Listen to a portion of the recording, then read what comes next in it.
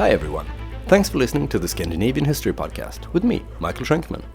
Last time, we saw how the Norwegian Civil War went so far as to produce two warring parties, the Birkebeiner and the Bagler. That war only died down when the two sides agreed to divide Norway between themselves, with the Birkebeiner ruling in the west and the Bagler in the southeast. The Bagler party was supported by Denmark because one of the party's forerunners, Erling Skakke, had promised the Danish king the control over the Oslofjord region if he would provide Erling Skakke with enough men and money to win the war. In this episode, we'll see how Denmark, that had gone through a bloody civil war of its own, managed not only to get back on its feet, but also regained enough strength to start to interfere in the affairs of others.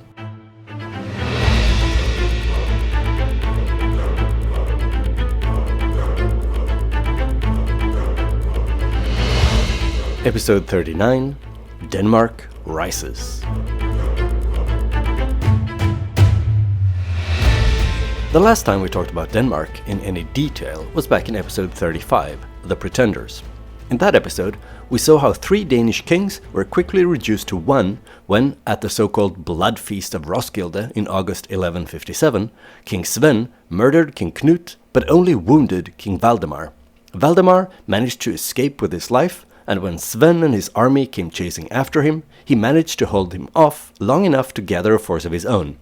In the fall, Valdemar felt strong enough to face his cousin Sven, and on October 23, 1157, their armies clashed on a heath in Jutland.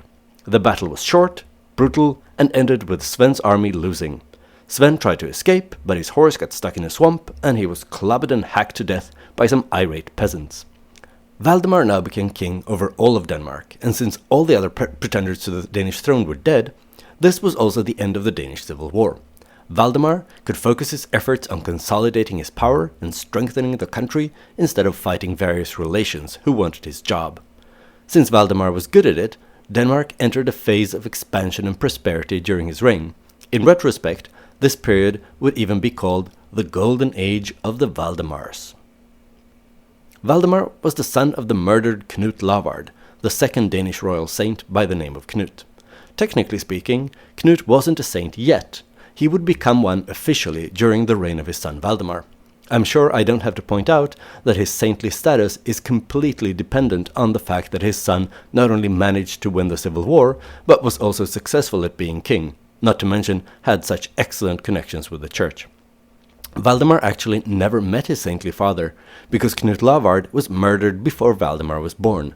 His mother Ingeborg was pregnant when Knut was ambushed and murdered, and gave birth to Valdemar only a few days after becoming a widow.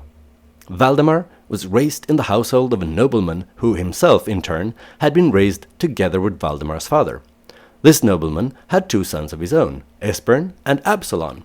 These boys, who were a few years older than Valdemar, became his foster brothers, and the boys grew up together, forming a friendship that would prove to be lifelong, not to mention very useful for all 3 of them.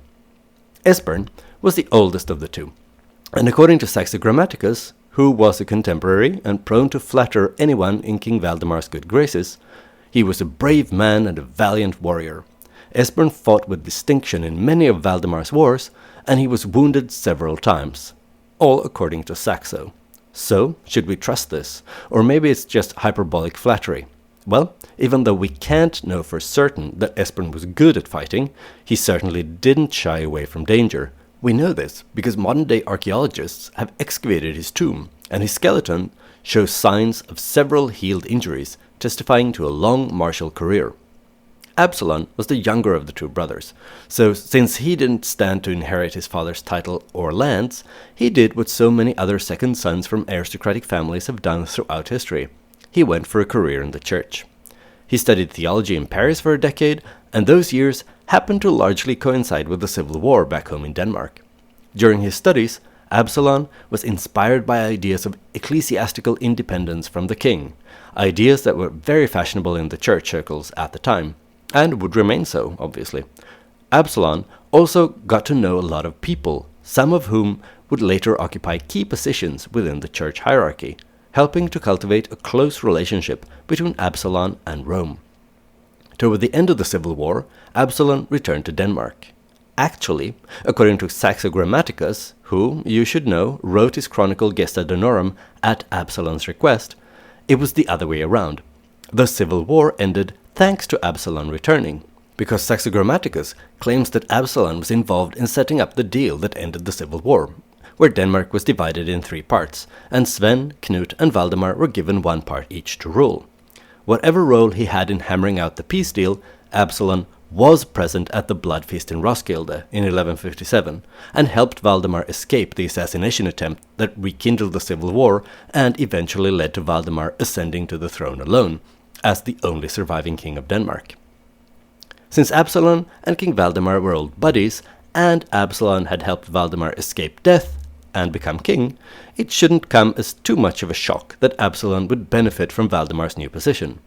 Only a few months after Valdemar's triumph over Sven, more precisely on Good Friday 1158, the Bishop of Roskilde died, vacating a senior ecclesiastical position that came with lots of power and influence.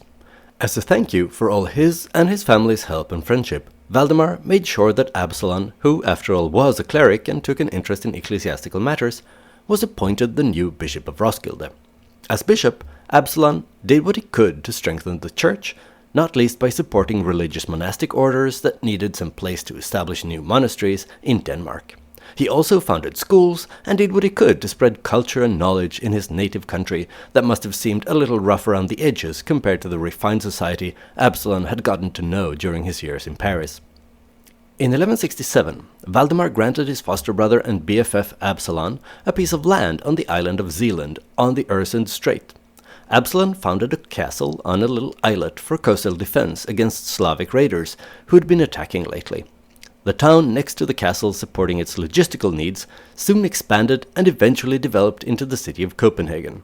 That's why Absalon tends to get the credit for founding the Danish capital, and in 1901 the grateful burghers of the city put up a statue of Absalon facing the islet on which he built his castle, an islet therefore very imaginatively called Castle Islet. You should go and have a look at the statue next time you're in Copenhagen. The old bishop doesn't cut a very ecclesiastical figure, and we'll get into why that is in just a moment. When the Archbishop of Lund retired in the year 1177, Absalon was appointed to succeed him. This was a great honor, of course, since the Archbishop is the top dog in the church in Denmark. Still, Absalon hesitated. The Archbishop usually resided in Lund, across the Øresund Strait in Scania, and Absalon was worried that he'd lose control over his holdings on Zealand if he left his post in Roskilde. The problem was solved by the Pope giving Absalon a special permission to remain bishop in Roskilde while also taking the new job as archbishop. He was officially instated as archbishop in 1178, and he remained in that position until his death. Even though Absalon obviously took a keen interest in church matters, he was also intimately involved in the running of secular matters of state. Since he was King Valdemar's foster brother and trusted friend, he obviously had the king's ear, and it didn't hurt that Absalon had managed to get his predecessor as archbishop to agree to finally canonize Knut Lavard, King Valdemar's father, in 1170. As bishop and senior advisor to the king, Absalon was one of the most important and influential men in the kingdom, and he didn't shy away from using that influence. Luckily for the Danes, Absalon seems to have been a fairly competent politician, and so his advice usually benefited not only the king, but also the kingdom as a whole. In terms of his vision for the Church of Denmark, Absalon wanted to strengthen its financial and political independence and make sure that it would be fully integrated in the Roman Catholic Church. To achieve these goals, he helped to found all those monasteries I mentioned earlier, some even on land that had belonged to him personally. He also tried to introduce the practice of tithing in Denmark, that is, having the Danes pay 10% of their income to the church. That didn't go down particularly well with the Danes, as we'll see in a bit. Absalon also thought that it was of the utmost importance to have excellent connections with Rome and the court of the Pope. He cultivated the contacts he'd made during his time in Paris and established a good rapport with the Holy See. Unfortunately, the Danish papal relations came under pressure when King Valdemar chose to side with the Holy Roman Emperor against the Pope in the schism between Pope Alexander III and the anti-Pope Victor IV. For all his preaching about ecclesiastical independence, Absalon stayed loyal to his friend King Valdemar and went against the position of the Vatican. But even though he was careful to preserve the united Danish front outwardly, he counseled Valdemar against relying on the Germans and the Holy Roman Emperor. Absalon saw it as a danger to Denmark's long-term interests and independence to become too reliant on the Germans. Needless to say, Absalon was not happy with King Valdemar going along with the German demand that the Danish king swear fealty to the Holy Roman Emperor, Frederick Barbarossa, which Valdemar did in 1162.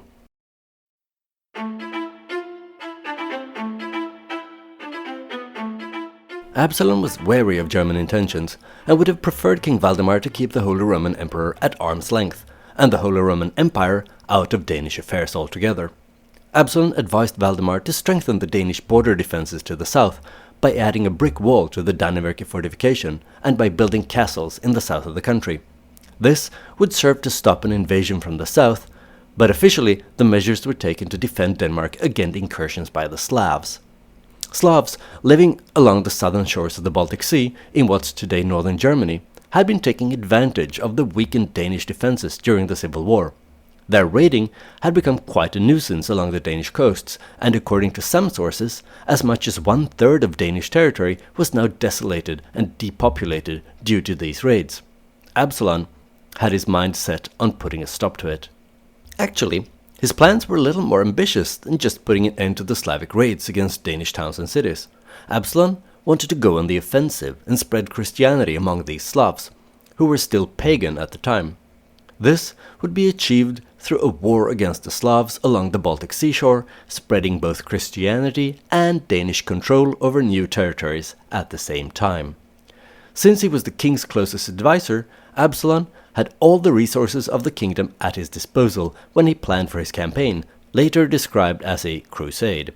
The bishop not only made sure to strengthen the Danish defensive positions by constructing fortifications and establishing a defensive fleet that would guard Danish waters against intruders, he also advised King Valdemar to make peace with his domestic enemies and rivals to ensure stability within the kingdom once the war was underway. You don't want your enemies at home to take advantage of your absence in order to stage a coup while you're off fighting a war abroad. The first campaign against the Slavs living along the Baltic coast set out in the year 1160.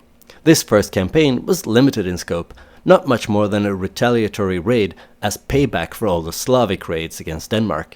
And even though it was, on the whole, a successful affair, it didn't lead to any lasting results. It was only in 1164 that the real fighting started. Then, the first crusade against the Slavs was launched, and the war would continue on and off for 20 years.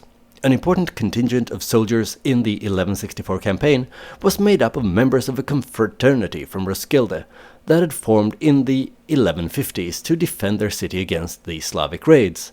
Even though it had started off as a local Roskilde organization, it would eventually attract soldiers from all over the island of Zealand.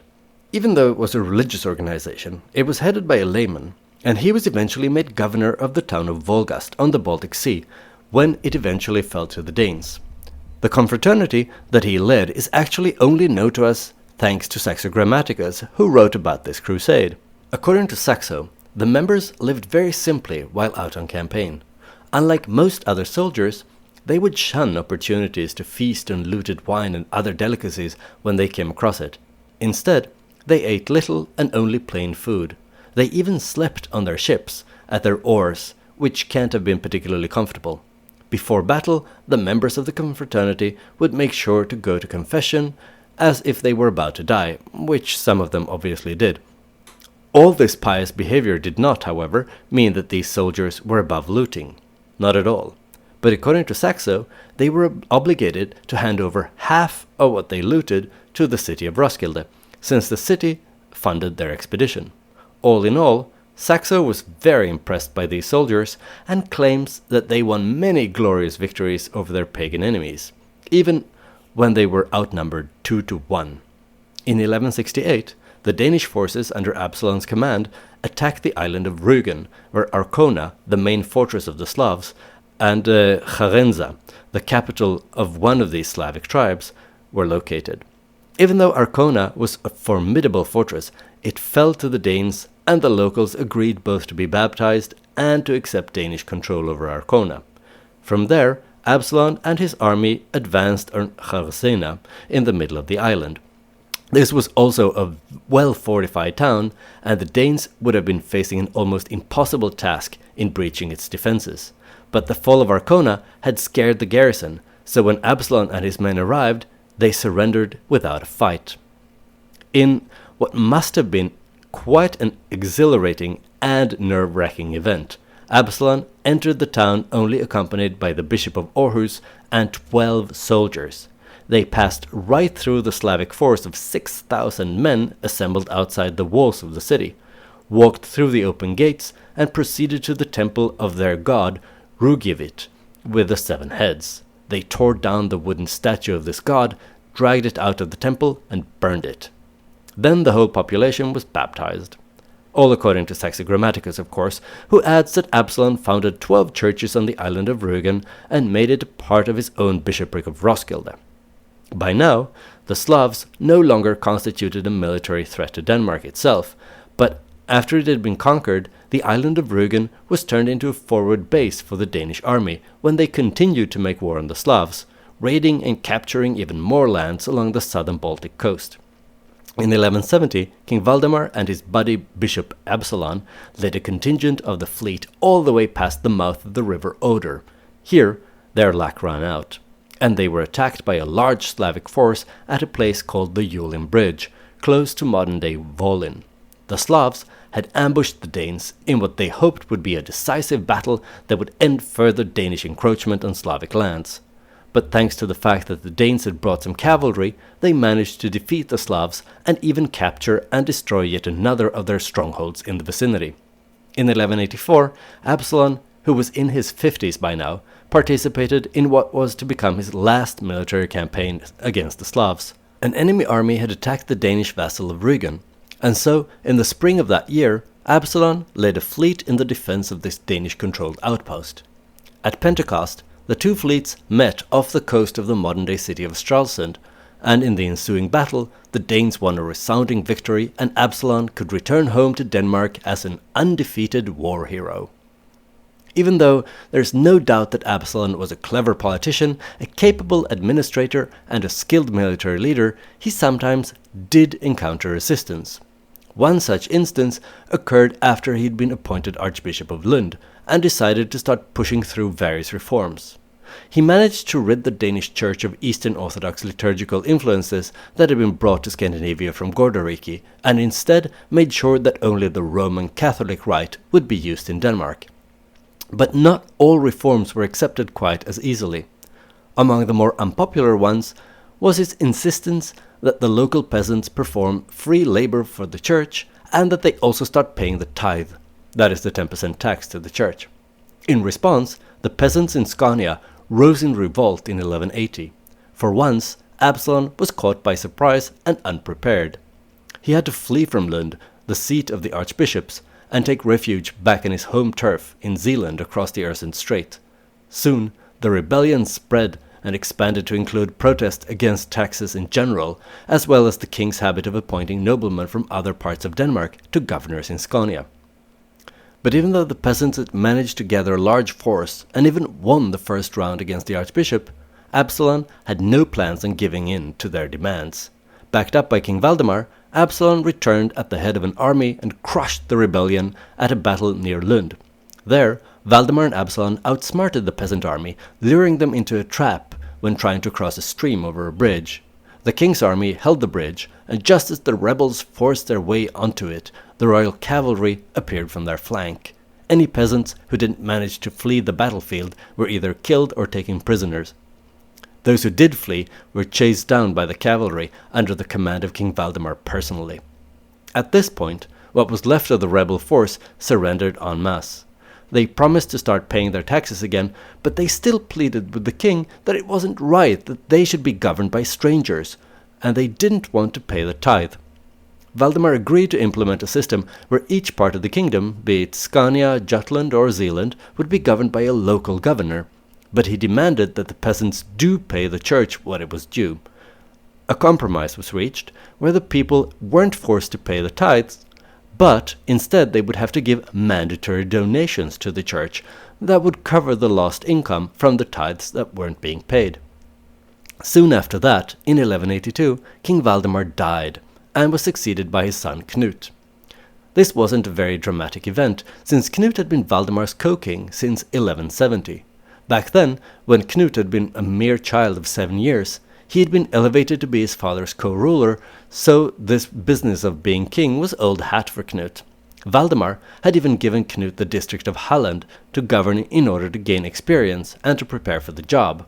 It was important for Valdemar that Knut be seen as the obvious and only candidate to replace him, since Denmark was still an elective kingdom and some other pretender may show up and challenge Knut if he were considered unprepared, unfit, or untested. But all went well and the succession passed without a glitch. Absalon remained the power behind the throne during the reign of Knut as well. If anything, he strengthened his position since he had much more experience than the young new king, and Knut valued the advice of his father's old confidant. One key example of this is how Absalon managed to push through his own line in Danish relations to the Holy Roman Empire. On the occasion of Knut's accession to the throne, a German emissary arrived in Roskilde with a message from Frederick Barbarossa. The Holy Roman Emperor expected that the new Danish king would swear fealty to the emperor, just like his father Valdemar had done. Absalon advised King Knut not to agree to this demand. Unlike his father, Knut was convinced by Absalon's argument and sent the emissary back to Germany without answering his request.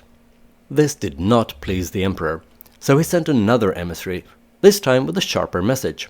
The Holy Roman Emperor demanded that the King of Denmark would recognize the emperor as his overlord, or else. Perhaps worried that Knut would cave to the German demands, just like his father had done, Absalon dealt with the second emissary personally. He told him that Knut was just as sovereign as the emperor, and the emperor had no right to demand fealty from Denmark. Absalon probably realized that the emperor wasn't going to be happy with his response, but maybe he hoped that they'd be able to get away with it because the Germans were busy with other struggles at the time. But Frederick Barbarossa wasn't going to accept this kind of insubordination from someone he considered to be one of his vassals. Because he was forced to tend to military matters elsewhere in the empire, he couldn't deal with the Danes himself. But he ordered Bogislav, Duke of Pomerania in northern Germany, to invade Denmark and make Knut swear his oath. Bogislav gathered a mighty fleet of 500 ships and prepared to set sail for Denmark. When Absalon learned of this impending invasion, he immediately sent out word to Scania, Zealand and Funen, calling every available ship to muster within 6 days. There was no time to lose. When this more or less improvised Danish fleet had gathered, Absalon decided that offense would be the best defense, and set out with the fleet to intercept the Pomeranians at sea, before they would even have a chance to reach Danish shores. When the Danes reached Rügen, there was still no sign of the Pomeranians. This was at Easter time, so Bogislav had probably decided to postpone his attack until after the holiday. But Absalon couldn't be sure. It was tricky to keep track of an enemy fleet in the Middle Ages, and it would have been disastrous if the Pomeranians would have been able to sneak past the Danes in Rügen and reach Denmark that Absalon had left rather thinly defended when he sailed off. So Absalon sent out scouts to try and find the Pomeranian fleet. In the meantime, he prepared to celebrate Mass. It was Easter after all, and he was the Archbishop. In what must have been a dramatic scene, one of the scouts he had sent off earlier suddenly burst into the church in the middle of Mass, shouting that the enemy fleet had been located. The Pomeranians were close by, but they hadn't been detected because of a thick fog that was shrouding the island and the surrounding sea. Absalon didn't hesitate. He interrupted the service in the middle and is supposed to have exclaimed, "Now I'll let my sword sing Mass to the glory of God." The Danes boarded their ships and set off into the fog in the direction they had been told that the Pomeranian fleet was located in. But they didn't know for sure, because they could see absolutely nothing. That can be a serious issue when you're trying to locate an enemy fleet, but it also meant that the Pomeranians couldn't see them either. In the end, the Danish fleet actually managed to pull off the surprise attack. Boguslav's troops were completely unaware of the approaching danger, enjoying their Easter rest, until they all of a sudden could hear the war cries of the Danes ringing out through the fog. That must have been creepy, especially since they weren't expecting to engage the enemy anytime soon. And in any case, they were supposed to have been on the initiative. They were the ones going to invade Denmark. But all of a sudden, here they were, caught by surprise and under attack. The Pomeranians panicked. They tried to get away, but the ships were too close to each other to be able to maneuver properly. The soldiers started to jump from ship to ship to get as far away as possible from the attacking Danes. In the ensuing chaos, 8 Pomeranian ships were lost just because their crews lost their cool. The battle was more or less over before it had started. Absalon managed to capture 35 enemy ships, and the rest of the Pomeranian fleet was scattered. Following the defeat, the emperor gave up any further plans to invade Denmark, and so King Knut was off the hook. But Knut then decided to counterattack, and a successful campaign against northern Germany followed. It was so successful, in fact, that in 1185 the Duke Bogislav of Pomerania was actually forced to swear fealty to King Knut, becoming a Danish vassal. Knut added King of the Wends, which was one of these Slavic peoples living in the region, to his many titles, and Danish monarchs kept using that title up until 1972, when the current queen, Margaret II, dropped it when she acceded to the throne. By the time of King Knut's successful campaign in Pomerania, Absalon had retired from active military service. He resigned his command of the armed forces the year before, in 1184, when he was 57 years old.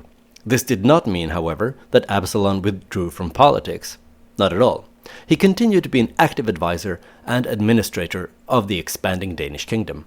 In 1192, in an example of actual literal nepotism, Absalon arranged for his nephew to succeed him as Bishop of Roskilde, while another nephew was made the chief advisor to King Knut. That way, Absalon tried to ensure that his family would remain closely bound up with the governing of Denmark for at least one more generation. Absalon died in 1201 at the respectable age of 73. In his will, he donated lands to various religious institutions like a pious Catholic nobleman was expected to do. He had already donated Copenhagen to the bishopric of Roskilde. His nephew, the Bishop of Roskilde, moved on to succeed him as the Archbishop of Lund. When Absalon died, Saxo Grammaticus still hadn't finished his magnum opus Gesta Danorum that Absalon had commissioned. But even though he didn't have any final editorial say over the content, Absalon comes out really well in Saxo's version of the 12th century Danish history. It's hard to know how much of the flattering hero portrait that Saxo paints is actually true, but since we don't have any conflicting narratives from other sources, the Gesta Danorum and its depiction of the bishop commander is generally accepted as at least close to the truth. Absalon has gone down in history as one of the most important Danish politicians and churchmen in the second half of the 12th century, and arguably in the Middle Ages as a whole. It's certainly true that few others shared his combined mastery of administrative, military, and theological skills.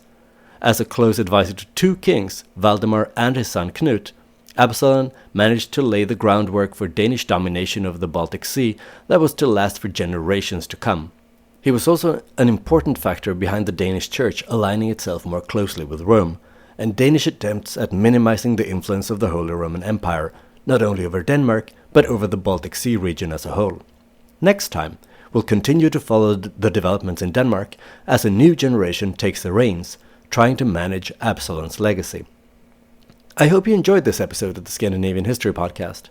If you did, please spread the word wherever you congregate with others who are also into Scandinavian history. Also, please consider leaving a stellar review, or at least 5 stars, on Apple Podcasts or Spotify, where you can rate podcasts now. This is an excellent way to attract new listeners and to motivate me to go on producing the show.